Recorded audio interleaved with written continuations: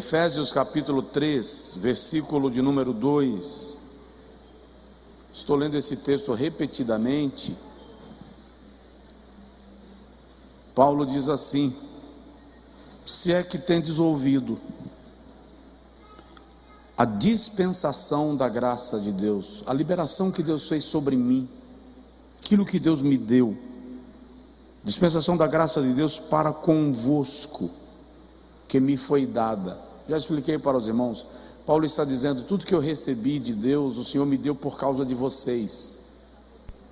Dons, talentos, sabedoria, inteligência, governança, autoridade, é em função de vocês, é em função da igreja, é isso que Paulo está dizendo. Como me foi esse mistério manifestado pela revelação, como antes um pouco vos escrevi. Por isso, quando ledes, podeis perceber a minha compreensão do mistério de Cristo. Paulo está dizendo, essa profundidade que eu apresento a vocês da revelação do mistério de Cristo, Deus me deu, o Senhor me concedeu por causa de vocês. Aí no versículo 5 ele diz, em outros séculos não foi manifestado aos filhos dos homens, como agora tem sido revelado pelo Espírito Santo aos seus santos apóstolos e profetas. Digam amém. Senta um pouquinho e diga comigo, Jesus, fala comigo, me faz entender a tua palavra e o teu propósito. Na primeira semana desta série de mensagens, eu preguei aqui sobre a última hora. E disse aos irmãos que Mateus capítulo de número 20 revela para nós o discorrer do plano de Deus, manifestado para com a humanidade. Quando Paulo diz no versículo 5, o qual noutros tempos, noutros séculos, não foi manifestado aos filhos dos homens, ele faz referência aos patriarcas e profetas, para quem a revelação do mistério de Deus não era plena. E eu disse aos irmãos aqui, eles eram os trabalhadores da madrugada.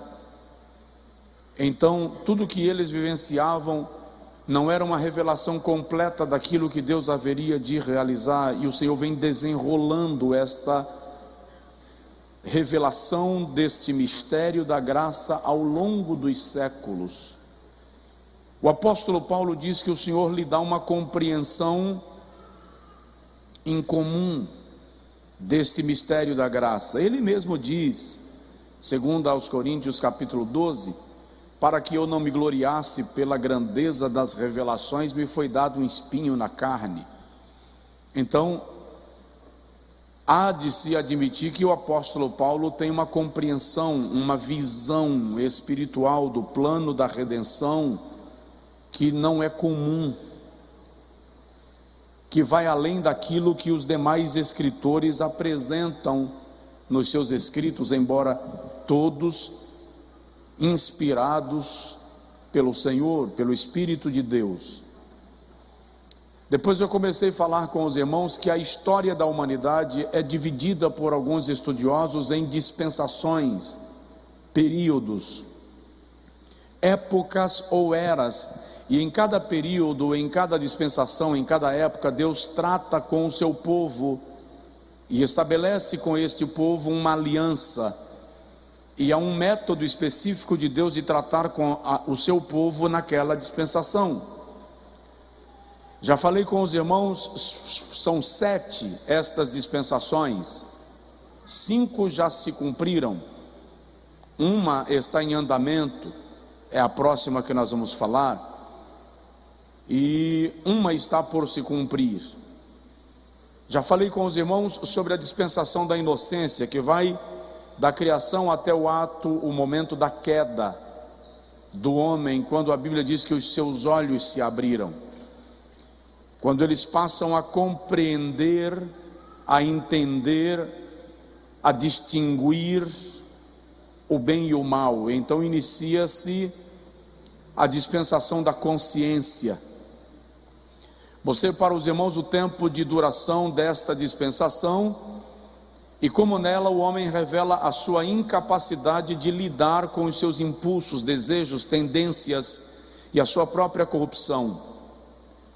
A dispensação da consciência vai da saída de Adão do Éden até o dilúvio, culmina com o dilúvio.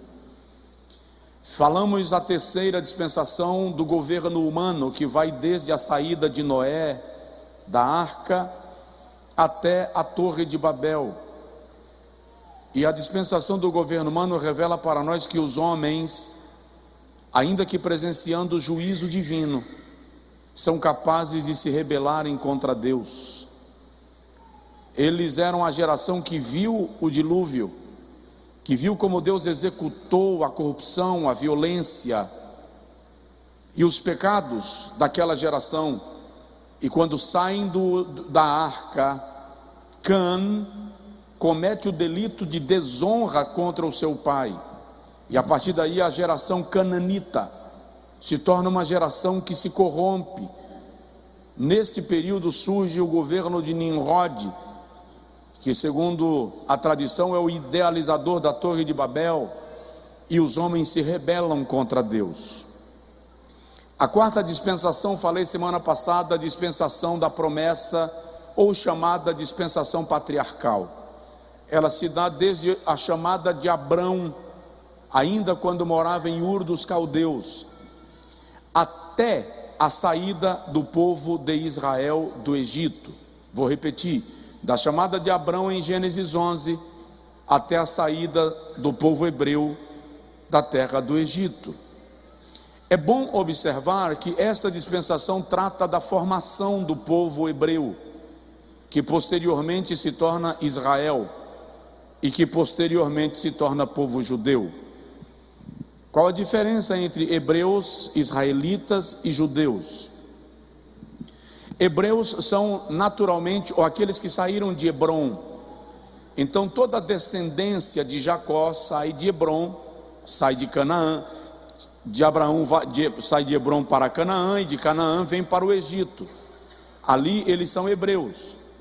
No livro de Números, capítulo de número 2, quando eles saem do Egito e o Senhor manda enumerar as tribos e organizar o povo por tribos e por famílias, agora eles ganham estrutura de nação e se tornam Israel.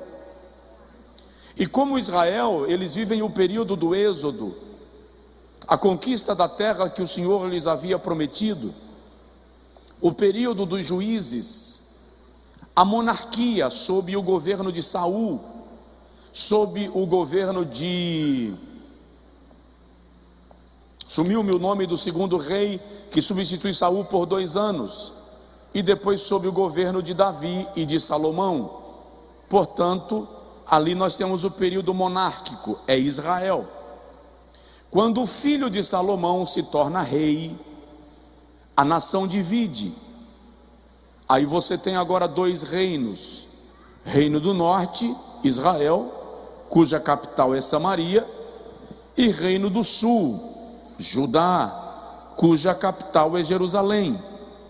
Agora nós temos israelitas e judeus. Quando ocorre a invasão da Assíria e a chamada ou o chamado cativeiro das 10 tribos, o reino de Israel é destruído. Permanece apenas o reino de Judá. Israel não volta para a sua terra quando é disperso pelo cativeiro das 10 tribos, mas os judeus retornam quando são dispersos por Babilônia. Então, a partir daí nós temos judeus. Essa é a linguagem bíblica. A dispensação da lei, que é a quinta dispensação que nós vamos tratar, está dentro do âmbito da aliança mosaica. Tem alguém aí? É muita informação, né, pastor?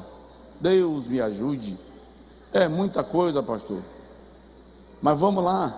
Depois você ouve de novo, aprende, entende. É muito importante. Eu ia inclusive nessa dispensação abrir um parêntese para a gente falar das profecias de Daniel, das profecias de Ezequiel.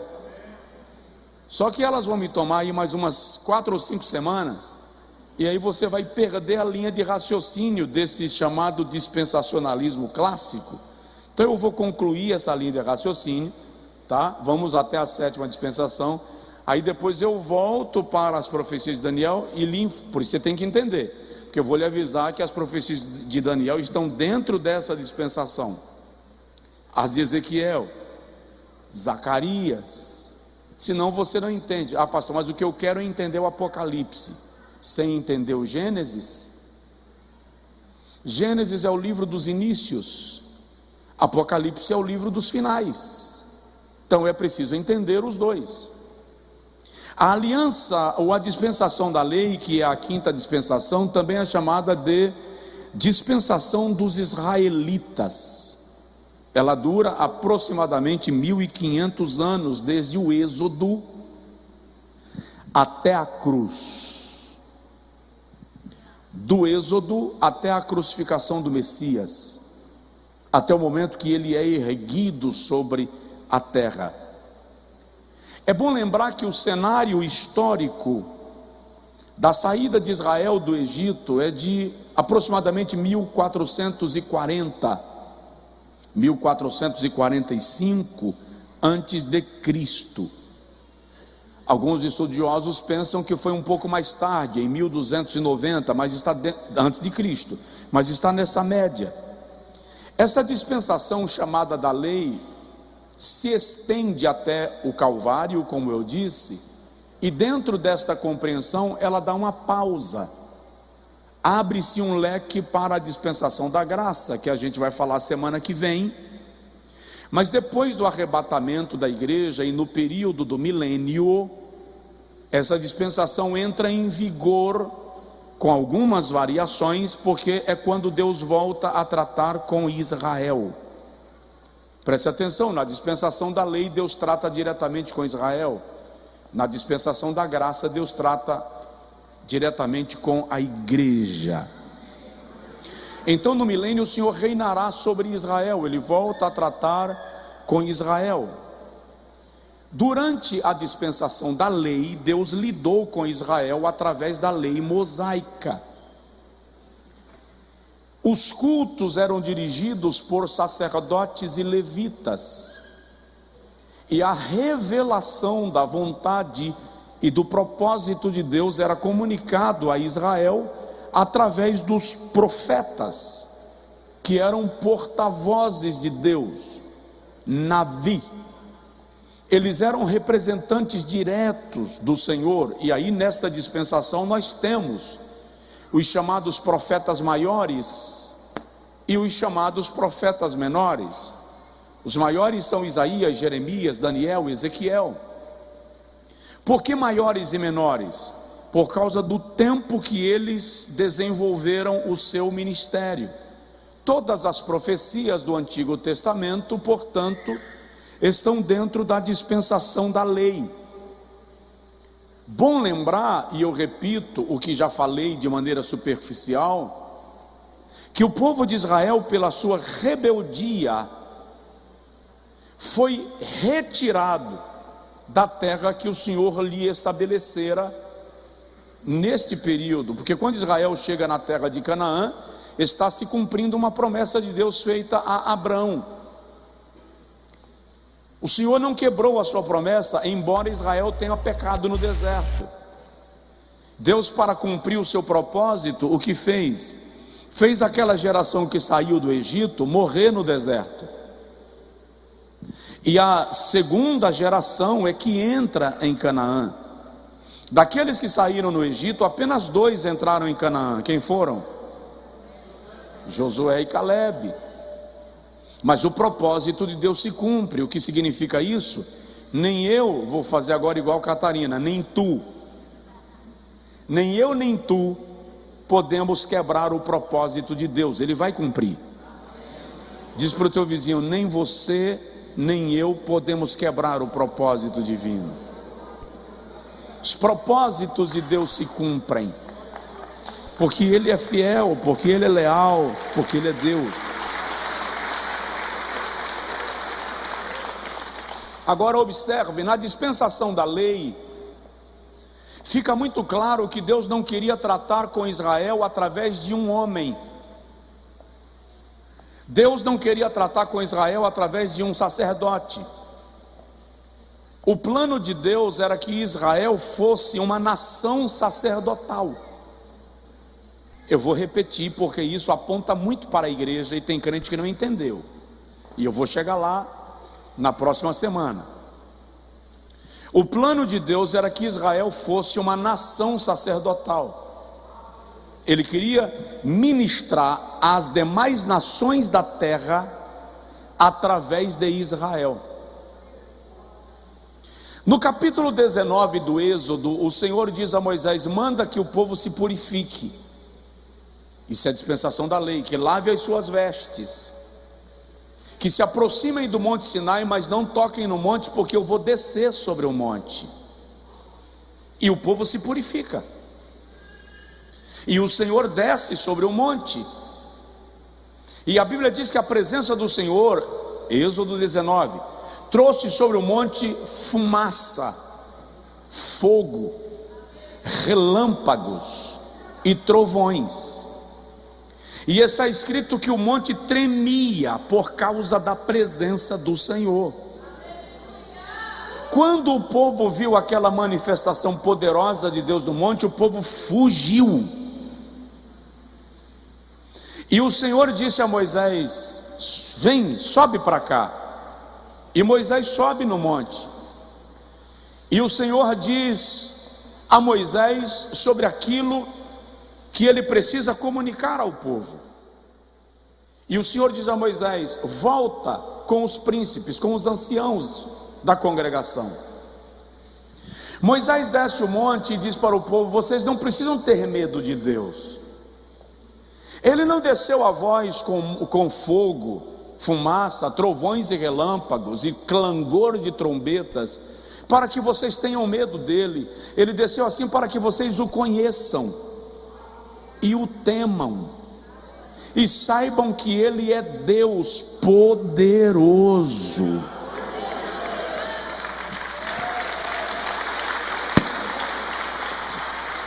O povo então fala com Moisés: não queremos. Êxodo 20. Fale o Senhor contigo e não conosco, e tudo que tu nos disseres nós faremos segundo a ordem do Senhor.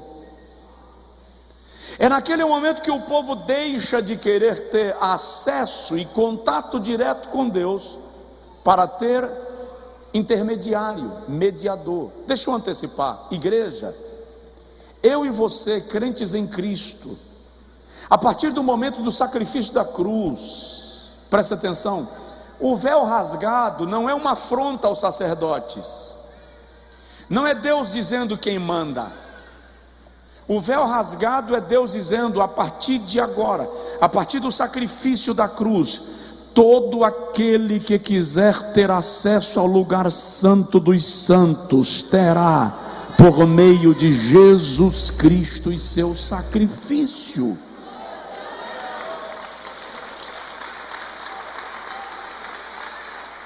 Precisamos entender essa liberdade que alcançamos em Jesus.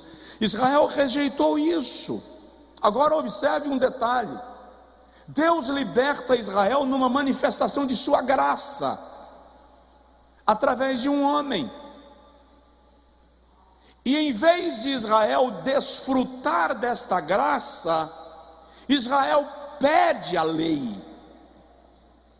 Israel quer ser regido por regulamentos.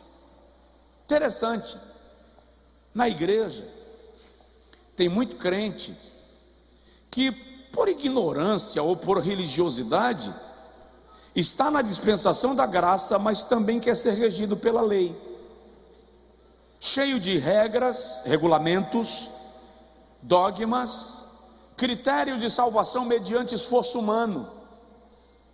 Paulo diz aos Gálatas no capítulo 5, versículo 1 assim: para a liberdade Cristo vos libertou, permanecei, pois, firmes, e não retorneis ao jugo da escravidão. Paulo está falando daqueles que estão se judaizando na dispensação da graça, voltando para o judaísmo. Aí Paulo diz: Cristo vos libertou da lei, e vocês querem retornar para a escravidão da lei?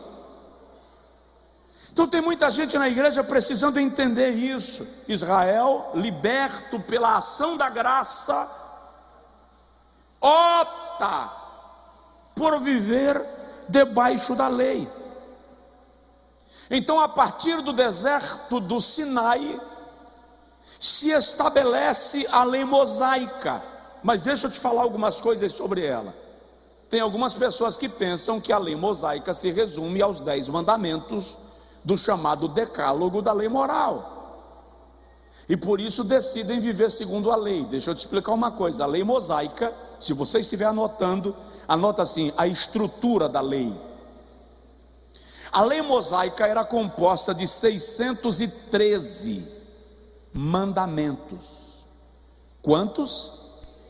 613, não 10. 248 mandamentos eram chamados de mandamentos positivos. Quantos? Quantos? Vamos, eu sou professor, tá? Eu dei aula lá eu estagiei, então é mania de professor ficar repetindo, fala, pergunta, né? Quantos mandamentos positivos? 248. O que significa mandamentos positivos? Aquilo que era obrigado a ser cumprido. 248 era o número de membros do corpo humano segundo a medicina legal da época. 365 eram mandamentos negativos. Quantos? 365, que se referia a cada dia do ano. Os mandamentos negativos eram aqueles que eram terminantemente proibido de quebrar.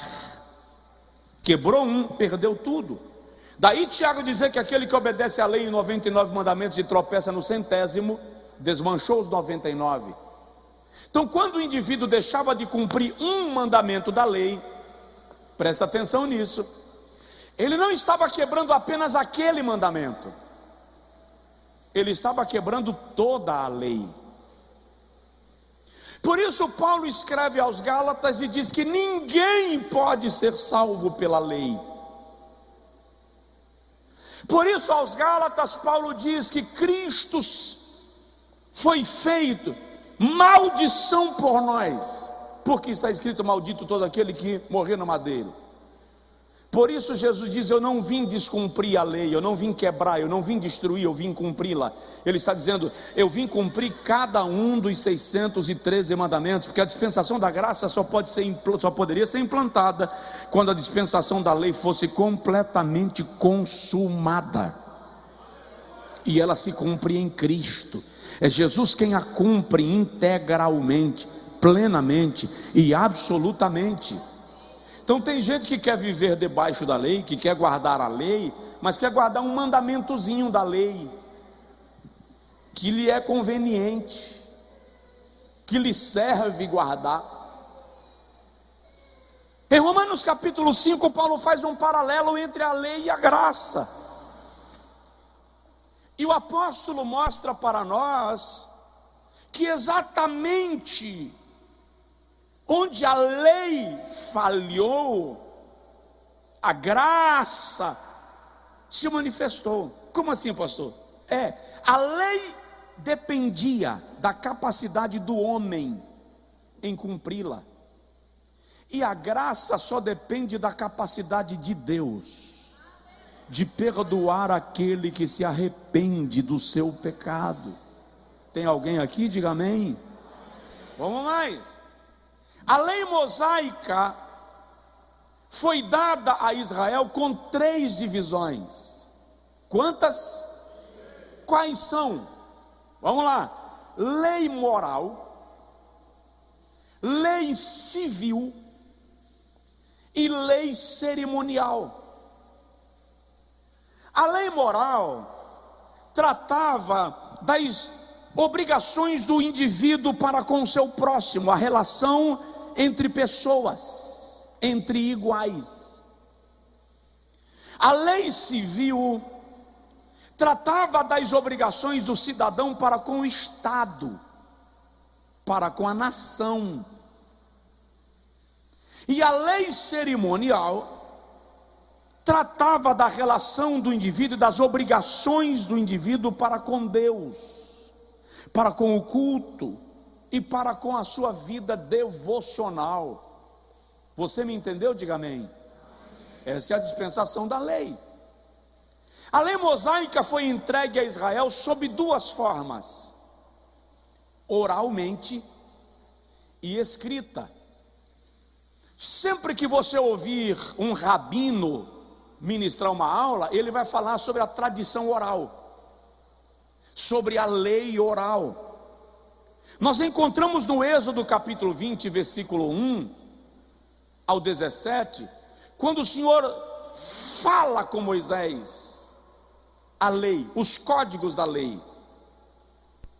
É a lei oral, é a lei verbal, e a partir daí o Senhor dá a Moisés ordenanças no capítulo 21, e acrescenta orientações no capítulo 23, e mostra para Israel como eles deveriam se comportar na terra prometida no capítulo 24. Tudo isso é a lei oral, a lei verbalmente transmitida à nação de Israel. Mas a lei também foi dada escrita, e em duas ocasiões. Na primeira, o Senhor lavrou pedras, em Êxodo 24, o Senhor talhou pedras da rocha e nelas escreveu a lei. Quando Israel está no monte, 40 dias e 40 noites, sob a nuvem de glória, tendo recebido as tábuas da lei, Deus está dando uma aula a Moisés. Lá embaixo, Arão perdeu o juízo. O povo começa a apertar Arão. E o povo começa a dizer a Arão: olha, esquece desse tal de Moisés. Tem 40 dias que ele não desce. Ele não levou comida. Ele não levou cobertor. Já morreu lá em cima. Constrói aí um Deus para que nós o adoremos. E Arão diz: trazei o vosso ouro e a vossa prata. Tem uma lição aqui para eu e tu aprendermos. Eu e tu, eu tenho que tomar cuidado para não pegar esse tu. Tem uma lição para nós aprendermos. Traz o vosso ouro e a vossa prata, e eu vou fazer um bezerro de ouro. Quem era o bezerro de ouro? O bezerro de ouro era o principal deus do panteão egípcio. Presta atenção, os egípcios adoravam um bezerro como sendo o principal deus. E quando esse bezerro morria, se escolhia outro bezerro e trazia para adoração. Agora Israel confecciona um bezerro de ouro, Arão manda fundir um bezerro de ouro, e os hebreus do deserto começam a dizer: eis aqui o Deus que te tirou da terra do Egito. Pergunta para o seu vizinho assim: que ouro era aquele? Não, pergunta, dá uma sacudidela nele e põe assim: que ouro era aquele? Aquele era o ouro que o Senhor havia mandado os egípcios entregar na mão dos hebreus como riqueza, para que eles não saíssem de mãos vazias do Egito e entrassem em Canaã com recursos para fazer a terra acontecer. Como isso se aplica a mim, pastor? Quando Deus te dá riquezas, e você, em vez de empregar as tuas riquezas naquilo para cumprir o propósito que o Senhor lhe deu, e você aplica na idolatria, no pecado, a maldição vem sobre você, o castigo vem sobre você. Agora pergunta para a pessoa do seu lado: em que você está aplicando as tuas riquezas? Eu não sou rico, eu sou pobre. Canta aquela musiquinha, eu sou probe, de maré, maré, maré. Quem lembra desse negócio aí? Vocês são antigos, viu? Quando ia brincar desse negócio lá no Angico, eu dizia, não, eu quero ficar no grupo dos ricos. Eu sou rico, rico, rico. Então, entende? Quando você pega a tua pobreza e aplica na idolatria, ela se torna miséria. Quando você pega a tua riqueza e aplica na idolatria, ela se torna pobreza. Quando você pega a tua pobreza e aplica na idolatria, ela se torna miséria. Você vai de mal a pior. Então, em que você está aplicando o teu dinheiro? O Senhor deu a eles riqueza, para que eles entrassem em Canaã, com condição de mobilizar a terra. O Senhor fez o egípcio pagar aos hebreus o tempo que trabalharam na escravidão, e eles transformaram a riqueza em bezerro de ouro. E é mais do que o ato de simplesmente adorar o bezerro. Uma leitura do texto ali vai mostrar que estava havendo orgia. A adoração às divindades pagãs sempre foi acompanhada de orgias, sacrifícios humanos. O Senhor lá no monte diz a Moisés: desce, porque o povo que tu tiraste da terra do Egito, o teu povo, agora Deus não diz meu povo, Deus diz a Moisés: é teu povo, se desviou e construiu um bezerro de ouro e está adorando. E Moisés vem descendo, trazendo as tábuas da lei. No meio do caminho Moisés encontra Josué, que está esperando. Irmão, que líder, que auxiliar leal foi Josué. Não é por acaso que na hora que Deus chega para Moisés e diz: chegou a hora de morrer, Josué será teu sucessor. Porque Josué ficou 40 dias e 40 noites no meio do caminho, em alguma parte do monte, sem saber o que está acontecendo lá em cima, mas esperando o seu líder descer.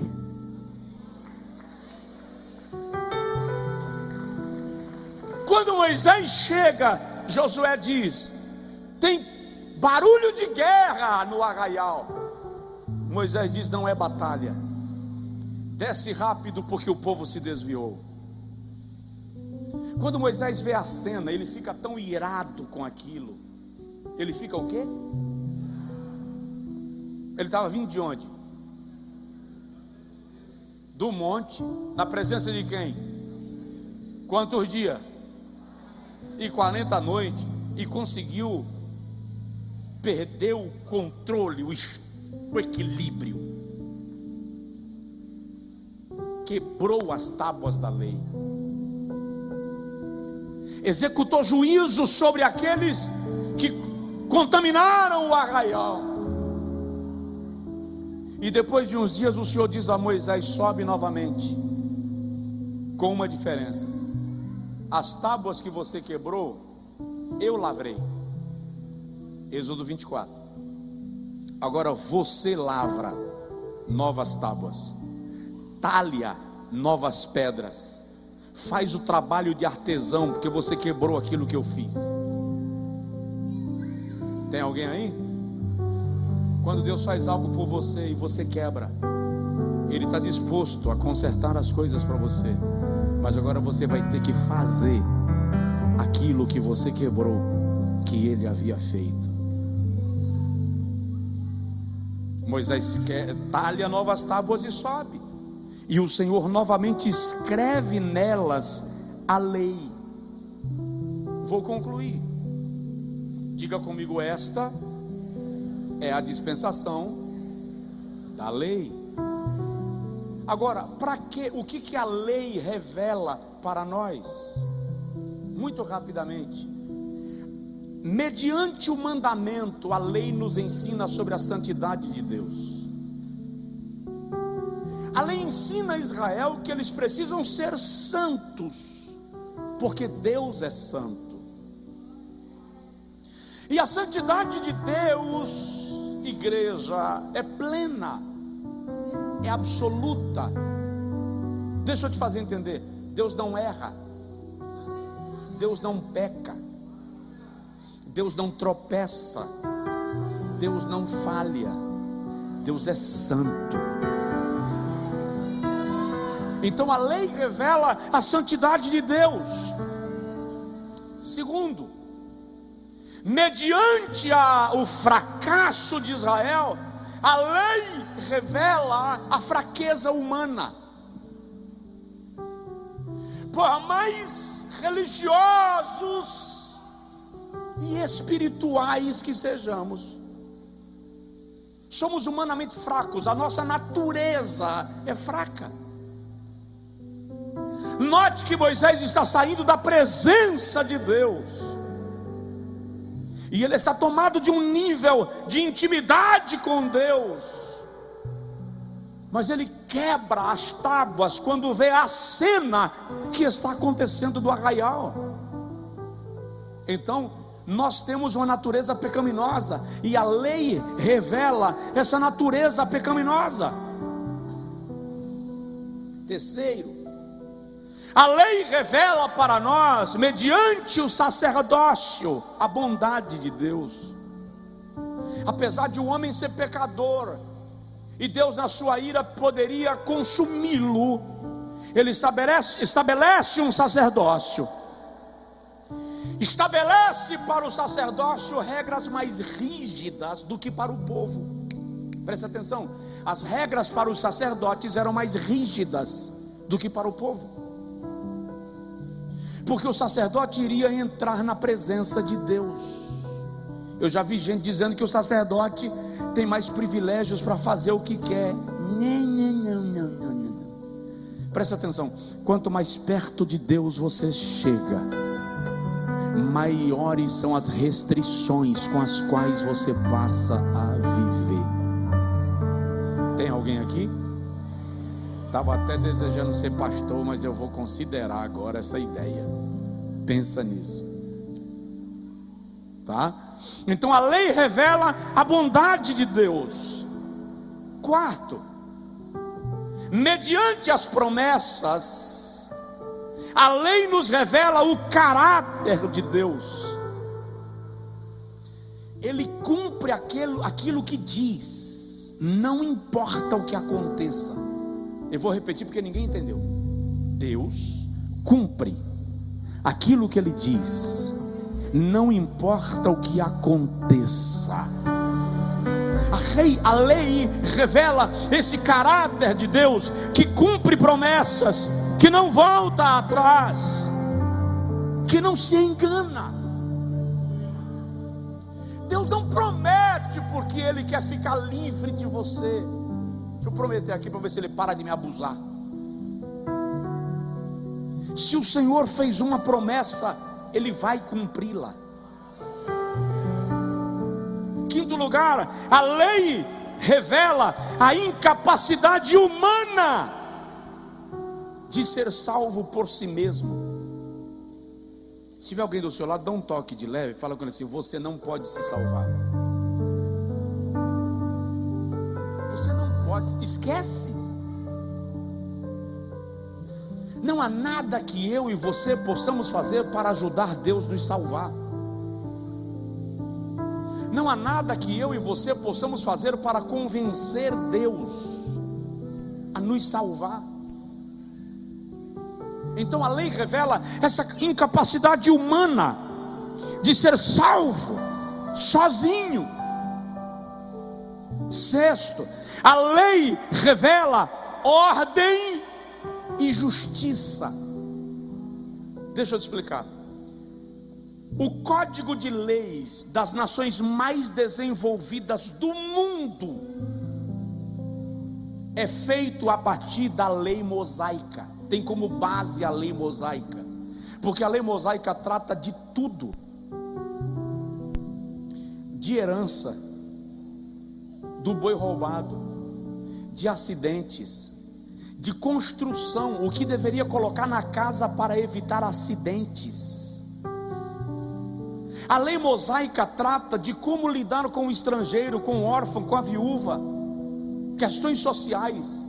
A lei mosaica trata de pedagogia, o que deveria ser feito para ensinar às novas gerações a lei de Deus e a compreensão da lei. A lei mosaica estabelece penas pelos furtos pequenos, pelos furtos maiores, violência sexual. Por todos os atos, a lei mosaica estabelece ordem e justiça. E é justamente isso que alguns estão chamando hoje de ultrapassado, bizarro, vencido. É justamente isso que está levando alguns a acharem que devem reformar a Bíblia, quando na verdade o Senhor estabelece leis para regrar, para orientar, para estabelecer padrões de conduta para o seu povo. Óbvio, ela se aplica a Israel. E eu digo mais duas coisas: a lei foi mandada para revelar a chegada do Messias, porque quando se manifesta a incapacidade humana de ser salvo por conta própria, Deus então aponta para Cristo, o Salvador. O tabernáculo apontava para a igreja, o sacrifício apontava para Cristo. Cada sacrifício que a lei mosaica estabelece aponta para Cristo. A lâmpada, o castiçal aponta para Cristo. A mesa dos pães da proposição aponta para Cristo. O lugar santo dos santos aponta para Cristo. A lei revela que haveria um dia que nasceria entre os homens alguém que salvaria a humanidade dos seus pecados.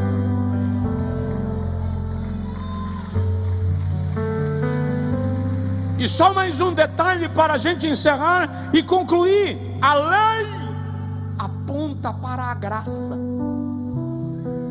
A lei revelava a graça. Ela cumpriu o seu papel no tempo determinado, mas preparando-se para a chegada da graça de Deus. E eu concluo te dizendo: a lei cumpre o seu papel nos apresentando Deus.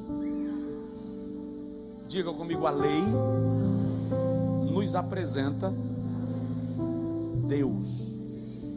Como assim, pastor? Apresenta o eu sou, o Deus da aliança. A lei nos apresenta o Deus que envia pragas sobre o Egito, para deixar claro que o Deus da aliança também é o Deus da justiça. A lei nos apresenta o Deus da Páscoa, que revela a redenção. A lei nos apresenta a travessia do Mar Vermelho, que nos mostra um Deus de poder, que abre caminhos para eu e você passarmos. A lei nos apresenta a jornada até o Sinai, a travessia no deserto, sem pão, sem água, sem roupa. Durante o dia, temperatura de até 70 graus. Durante a noite, temperatura abaixo de zero. Aí Deus não deixa a roupa envelhecer, não deixa o sapato se rasgar, manda codornizes no arraial, manda maná na tenda para a congregação, envia uma nuvem para cobri-los durante o dia, para que o sol não lhes castigue, e uma coluna de fogo durante a noite, para que eles sejam aquecidos. O Deus da provisão está revelado na lei. Alguém pode dar um brado de glória e aplaudi-lo, e ele não muda. A lei nos revela o Deus da santidade mediante os mandamentos. A lei nos apresenta o Deus da comunhão no tabernáculo, aquele que quer se relacionar comigo e contigo. A lei nos apresenta o Deus que julga o pecado.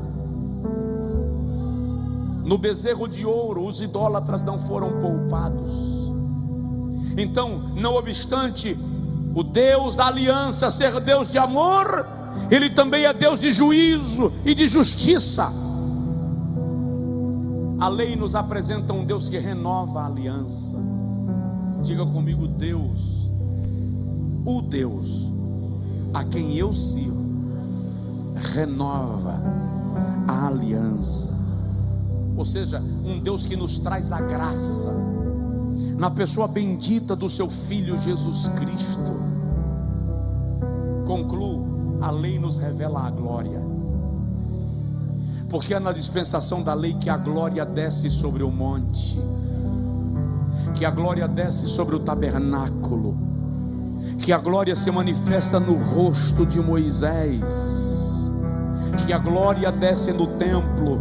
E eu vou concluir dizendo isto: Ezequiel 10 é dispensação da lei. Ezequiel tem uma visão e ele chega no templo, e Ezequiel diz: ele viu a casa cheia da glória de Deus. Eu recebo muito esse versículo para pregar em congressos e imagino que as pessoas não parem para analisar o contexto. Presta atenção: a glória não ficava no templo, a glória ficava na tenda, na arca, no lugar santo dos santos. Mas nos dias de Ezequiel, o povo começou a pecar, quebrar a lei, cair para a idolatria. E Deus, para chamar a atenção do povo, faz a glória sair da arca, do lugar santo dos santos, e a glória enche a casa. É uma forma de Deus dizer: eu estou presente. Vocês não estão me honrando nem me respeitando como se eu não existisse, mas eu estou aqui. Aí a Bíblia diz que o povo continua a pecar. Ezequiel 10, versículo 10: a glória sai da casa e vai para a porta da casa, como se Deus dissesse: se vocês continuarem, a minha glória abandona a casa. A glória foi lá para a porta. Ezequiel 10, 10. Em Ezequiel 10, 11, o povo continua a pecar. Então a glória sai da porta do templo e vai para o portão da cidade. Abandonou a casa, abandonou o templo. Mas o pecado continua. Ei, se persistirmos em pecar, a glória se afasta. Ezequiel 11, 23, a glória saiu de Jerusalém. Saiu de onde? E foi para o Monte das Oliveiras. Foi para onde? Repete: Monte das Oliveiras. Vamos juntos? A glória abandonou Jerusalém e foi para o Monte das Oliveiras. Muitos anos depois, Jesus come a Páscoa, celebra a ceia, e diz a Bíblia que ele, tendo cantado um hino, saiu e foi para o Monte das Oliveiras. Diga comigo: fazer o que lá? Quando ele vai caminhando para o Monte das Oliveiras, ele diz assim, João 17: é chegada a hora, versículo 1, em que o Filho do Homem será glorificado pelo Pai. Ele está subindo para o Monte das Oliveiras. Onde a glória foi? Para onde a glória foi? Para onde Jesus foi? Quando ele vai subindo o monte, ele diz assim: Pai, capítulo 17, versículo 5 de João, glorifica-me com aquela glória que eu tinha contigo antes da fundação do mundo.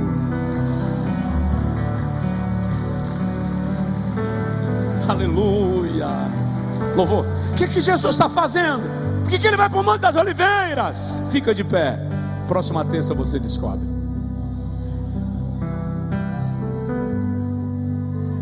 Ele foi lá buscar A glória.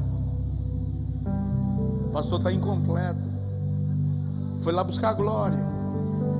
Mas para que buscar a glória? Ele ia morrer logo em seguida. Mas antes de morrer, ele fez uma coisa. Versículo 22. Pai, me devolve aquela glória. Que glória? Aquela glória que o Senhor tirou do templo, tirou de Jerusalém. Aquela glória que o Senhor disse que não daria a ninguém mais. Devolve a mim. De repente no versículo 24 ele diz assim: Pai, sabe aquela glória que o Senhor tirou de Jerusalém? Sei. E que eu te pedi de volta? Sei. Fiz uma coisa com ela. O quê? Eu dei. Deu a quem? Dei à minha igreja. Dei aos meus discípulos, para que eles sejam um, como eu e o Senhor somos um. Dá uma sacudida de leve no seu vizinho e diz para ele: a glória de Deus está na tua vida. A glória de Deus está na tua vida. A glória de Deus está sobre a tua casa. A glória de Deus está sobre a sua família. A glória de Deus repousa sobre nós. É por isso que nós anseiamos pela glória.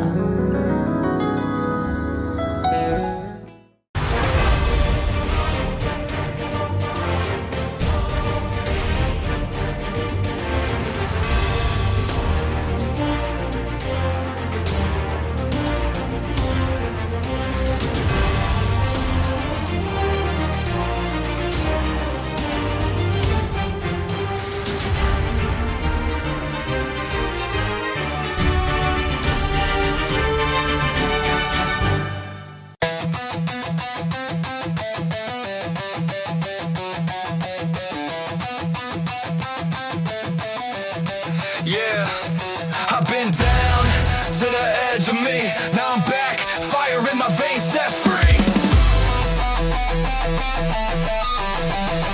Shine for me.